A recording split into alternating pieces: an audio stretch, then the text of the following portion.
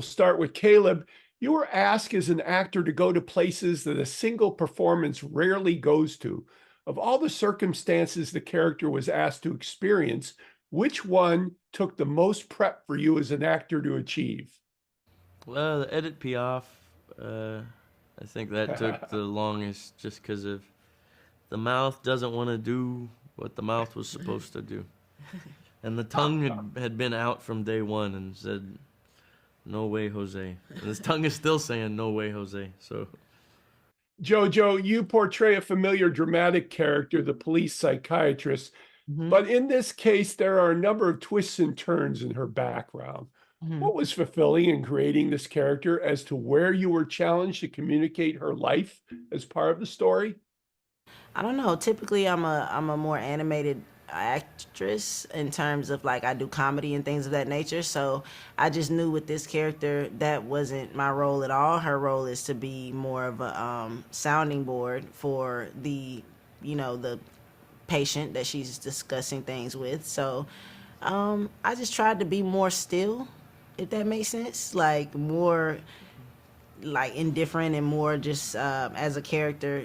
I actually a psychiatrist at the premiere in Venice told me that I did pretty good as a psychiatrist. She was like, "That's how we Excellent. be," and I was like, "I was like, good then." Caleb, W.C. Fields once said, never work with kids and animals. yeah. So you were the dog man. How did you bond with the animals to make your miraculous connection to them feel legitimate in your portrayal of Douglas? I just think that stereotype, I think, is what W.C. Fields is making fun of is the ego. You know, never work with a child or an animal because they'll steal the scene from you. Go upstage. Yeah, yeah, and that's what he's, I think, referring to. But I say work with an animal or a kid as much as you can, or great actors. But usually it's kids and animals that force you to not do the thing that you'd practiced 100 times in a mirror. And I think the more we get away from that, the more interesting, exciting, and the more stuff we get. That's not, I don't know, something that we saw this year or 10 years or even 50 years ago. It's true. Very good. Because we're going to get that anyways with the whole 2 arms, 2 legs, and a head thing, you know. That's true. Yeah. You know, There'll be those are some the times repetition regardless. Evelyn is a mother, Jojo, challenged by a patient whose mother abandonment has shaped his psychosis. How do you when- think Evelyn's maternal instinct changes in working on this case? And how did you add it into your portrayal? I definitely connected with the thought that Evelyn would have empathy and sympathy for Douglas, considering especially her being a new mother. You know, she had a young child, so it's like at that moment you're like, I could never imagine abandoning my child. It's Yeah, but you feel that when you come home after that first. yeah. Then you got a meet. 16-year-old. You're like, when are you leaving? But I love those scenes. Yeah, but she has a young baby, and I think she's just considering the thought of being separated from her child, or having to make the tough decision to. I'm telling the film maybe, but to Yeah. to choose who you can protect if it's not both of your children. That's a decision. That's a hard decision. Like, is it all of us or can I save a few? It's like, it's a tough thing, and I think she empathized with Douglas, and that really softened her up probably to be able to consider him as a human being rather than just this person who is locked up in this cell right now. That's another Nice. case. And I love so much that Douglas is someone that it doesn't blame his mother for making a choice like this. You know, the way he sees it, I absolutely love, and I think Evelyn sees that in Douglas, and I don't know, it allows them to go further themselves or to be more open with each other. But Very interesting, Caleb. So going back to the drag act, you portray very significant women, 3 very distinctive and significant women. What in each of those, what particular characteristics did you want to capture the most? I'm not good with imitation, so I didn't fill my head with too much. Like Marlene, for example, I probably listened to that song quite a lot, but I watched her less and more of the memory of her in my head, which is pretty distinct because she's such a distinct woman. And learned about her later life, but I don't know how that helped me out much.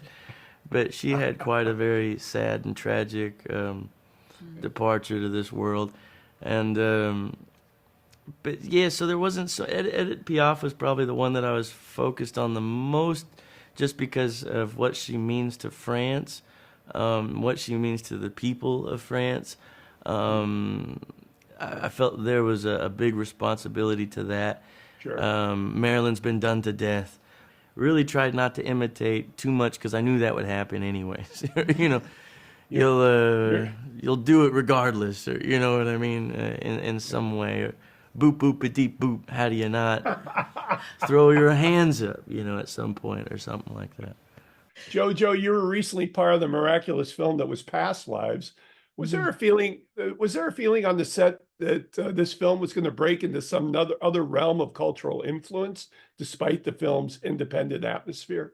Oh, when I read the script, Celine's song did such an incredible job. I cried at the end of reading the script, which is big thing. I cry anyway, but I was about to try to be tough. Like, I don't be crying. I don't cry. No, I cry. For anything. But no man, nobody. I'm the toughest person in here. No,